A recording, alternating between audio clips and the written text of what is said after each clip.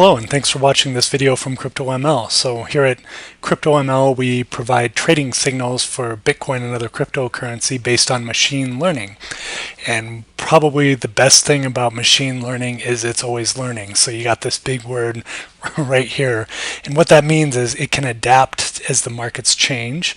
And, as opposed to other trading systems, which may work for a certain period, then start to falter or fail, or simply don't work as the market shifts, machine learning provides something that can adapt and can adjust as we go forward.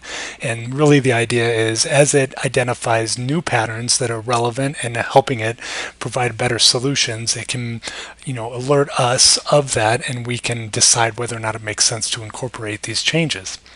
So CryptoML, we do regularly enhance our models, and we have typically notified our users of this by email or blog post.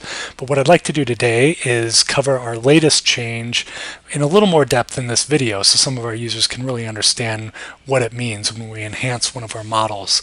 So the one in question is our AutoML Bitcoin model. And AutoML is new. It's a little different than our CryptoML standard, whereas the standard is looking at the markets once per day, really as an ease of use mechanism. The CryptoML's AutoML is looking constantly at the market. So it's looking throughout the day, it's building massive data sets, and it can issue a trade at any time. The real advantage of getting this data consistently, or continuously I should say, is we build huge data sets in a very small time frame. That means we can uncover new patterns much more quickly, and the model can evolve as the markets change very quickly. So just to put this in context, what I'm looking at here is the investing.com chart of Bitcoin. All right, there we go, got rid of that sucker. And what you're going to see is a few different, what we would call trading paradigms. So we have market in one paradigm now, which you can see is this pattern of sort of waves up and down, and it's consolidating. This is a consolidation period. We're seeing everything get smaller. So the peaks are lower, the actual daily moves are smaller. So you look at these candles compared to the candles over here, everything is sort of shrinking down. And this is sort of a bearish triangle where we're eventually going to get to the point of that triangle and probably see a new paradigm emerge. But this portion in 2018 from about February 1st forward looks very different than what we've had in the past. So first part of 2017 was a different paradigm where we had a general bull market. It was just ascending, going through similar waves. If I were to zoom in, you would see a sort of similar pattern but in reverse. And then at the end of 2017 we had this massive spike, definitely a different paradigm there. And then we erased most of those gains at the start of 2018. So this was, from mid-December to February, this was another paradigm. And the point being is the market evolves and shifts over time.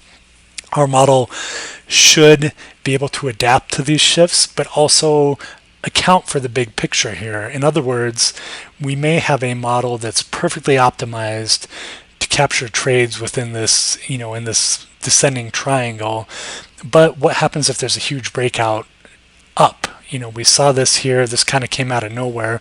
What if we have another one of those and our model isn't really built to account for that and it misses out on it? That's something we really want to avoid. So there's balance here in updating these models. We want to make sure we're optimizing for the current paradigm, but we're not losing out on the big picture. And speaking of the big picture, one thing I want to say is, if you look at the history of Bitcoin, the machine learning has showed us that the winning solution is one that captures the big runs.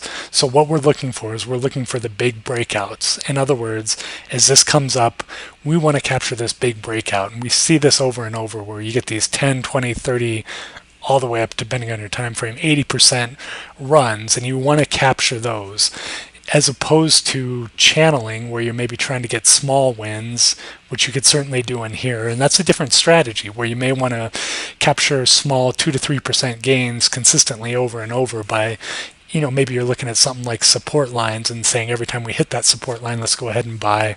When it gets up a few percent, let's sell. But as we look at this historically, that has not been the best solution for cryptocurrency. It may be for other items. And I'll show you, if you look at our trade history, so you can come to the website cryptoml.com, come up to tools and look at our standard history or the AutoML history, and you're going to see that very, very obviously in the data where it's going to attempt to, it's going to see that potentially a run is forming, and it's going to position itself to buy into that. However, that doesn't always happen. So a lot of things can happen in the market. A lot of unknown things, a lot of random things can happen, and that never forms. So what you'll see is it controls the losses. Anytime it thinks something's going to happen and it looks like it's not going to form, it'll go ahead and close the trade out, and that trade could be for a small loss or a small gain, but it's really not the objective here. But what you will see is sprinkled throughout here, it's capturing these large gains. Okay, if you come on up, you're going to see even there's 120% gain. Okay, pretty recently, 22%, 34%. And so when you put these in, pretty amazing things happen. And another note here is our models are optimized for account value. And what that means is you start off with a certain amount of money in your trading account, and we're optimizing our models, or the goal for the models is to maximize that money in this amount of time. So this is the approach it has taken, as it's looking to capture breakouts. And like I said, historically that performs extremely well. So if we look at that optimization or that goal, we assume, let's say at the beginning here, you were to start out in your account with $1,000, what would happen if you followed the trades? Okay, and similarly, what would happen if you just bought in with $1,000 and let it sit there?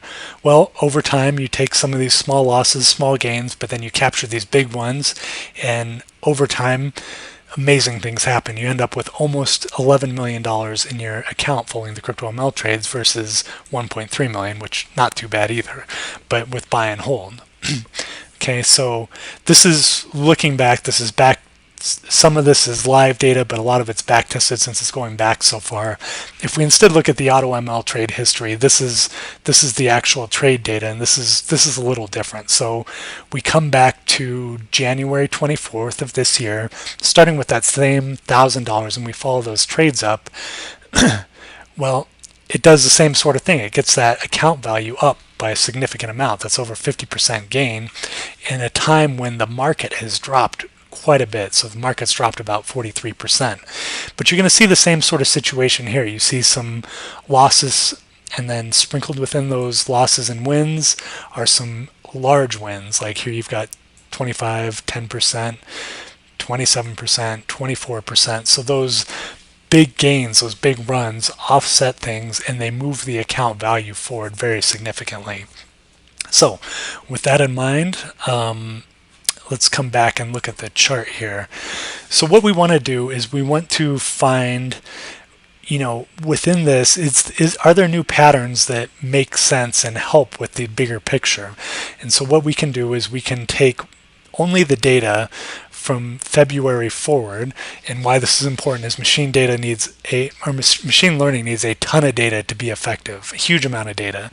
Since AutoML is constantly acquiring this data, we've got a lot to draw from, and we can make these changes pretty rapidly. So if we look at this last 6 to 8 months and build a model off of it, and we find something that works pretty well within this range, what we want to do as a next step is say, wow, this is really performing better than it was before, but how does this hold up to other situations? So we can apply 3 levels of testing to it. The first would be standard statistical testing, which would be something like randomly withholding data. So we may, out of this range, randomly pull out 80% of the data. Using that 80%, we build the model, and then we apply it to the 20% that was withheld.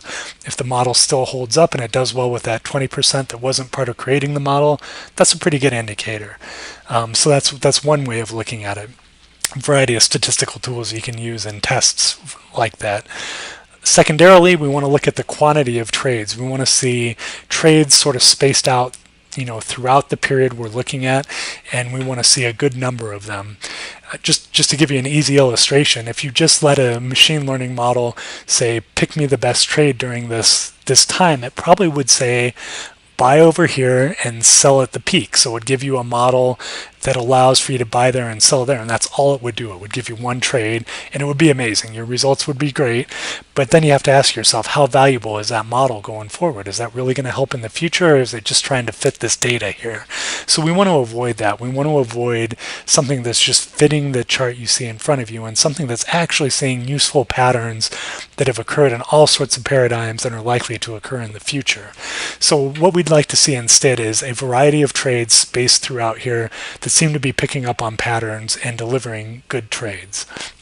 Okay, so assuming we've kind of passed those first couple rounds of testing, we move forward into testing against alternate paradigms. So let me get rid of this here. And I lost everything, so coming back. Excuse the disruption. We'll get this back up here. All right. All right, I think we got it. We got it here. So let me see if I can close this successfully. There we go. All right, so looking at this data, if we build the model again on this paradigm, we can then take it back and apply that model to data just during, let's say, this paradigm where we had the down market. Okay, if it protects us during that down market, that's a pretty good indicator that it would protect us should this be a bearish, triangle or descending triangle, and all of a sudden we have this big drop downward. It'd be nice to know we're protected and not just optimized for this little pattern we see here. Similarly, we want to apply it to this time frame and see if it picks up on this giant upswing, because that's the big thing, is we want to make sure we're still able to capture the big upswings. That's really the winning model if you look at the history of cryptocurrency, and it's something that no matter what, we want to be ensured that we're going to be part of. So if the model I built based on patterns here picks this up and captures a good percentage of this run, that's fantastic. Likewise, we want to just look at a general bull market. So if things reverse and start trending up, are we still performing well there with this model based on the current patterns? If yes, that's really good. So if we're able to perform across all of these, that means that this model stands up to different paradigms. We can also, of course, take it and apply it all the way back to the start of Bitcoin trading. We can look at variety of time periods in between, but this is just an illustration of the sort of testing we want to do with all this, and we want to make sure that we're really delivering fantastic results no matter where we are in the cycle. The other thing is, the patterns here may be pretty different than the patterns here, but we can look at those and we can actually, quantify the differences. And as long as we're in a similar ballpark, but maybe we're just adjusting some of the mechanisms we're using to deliver better, more optimized trades, then that's good.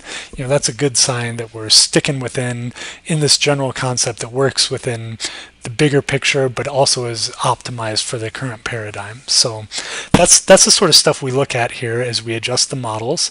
And let me show you how this actually pans out. So we do have a blog post that's related to this video, and I'll walk you through some of this. And here's looking at some of the tables you'll see. So we mentioned we have this relevant range concept, and what that really means is that's the data we're using to build the model. In this case, that is the February till now time frame. And let's see how this table will show us how that that new model performs compared to the old one. So we look at a few metrics. We have account value, number of trades, and return net of fees. So the account value, that's that goal we're optimizing for. That's that hypothetical $1,000. What does it turn into during this time range? And as you'll see with our original AutoML model that was in place, it grew to $1,640, which is great. That's a huge return in a down market. But with the enhanced model, it's even better. So we're basically doubling the money within a few month time frame, which is fantastic. It did that by issuing one additional trade. So really, it's not that one trade made this big a difference. It's that the trades overall were entering at slightly better positions and exiting at slightly better positions. So you start adding that up, and the cumulative effect is very, very profound. So this is where we would say we have a 25% improvement in performance. Okay, so that's that metric you would see. Down here we have another very important metric, which is we want to apply trading fees. So this would be looking at something like the Coinbase Pro fees that are charged per trade and applying an approximation of what those would be. And we want to see that this is, we still look good even after fees. That's important because if we had a model that got us, let's say, up to $3,000, but it was doing this with 1,000 different trades, that's a problem because we might then actually start to work down the advantage or even be in the negative because fees are more than the benefit we received. So overall, we would say this is a very good improvement in the model. But let's look at applying this to different paradigms. So on the back end, we've applied this to a variety of different time periods. But if we look at an expanded range, this table just gives us January 1st, 2017 until now. How does it perform? So within that same time frame, how does the old model compare to the new model? And what we have is the account value before was just over $11,000, and the new one is getting near $14,000. So we see a pretty similar increase in performance. It's not quite as much, which should be expected. During this range that we based it on, it should be optimized for that range, and it's nice that that benefit is carrying across, but it makes sense that it wouldn't be as optimized for this entire range. Now what you will see is it does issue quite a few more trades, so we went from 68 trades during that time frame to 92. That said, it's still a good number. It's still within our governance controls, and looking down, if we apply fees to it, we're still in a gaining position. So with that said, we want to keep this model in place. It's going to help us in this period of consolidation better than the current model. And it's still going to allow us to capture these big swings up and protect us from these big swings down. So that is how we look at enhancements to the CryptoML machine learning models. Hope that gives you a little more information. If you have any questions on it, you can go out to the website, visit the post, and drop your comments there. Of course, you can drop your comments on this YouTube video as well, and we'll be happy to answer that. So with that said, we'll go ahead and close, and thank you for watching.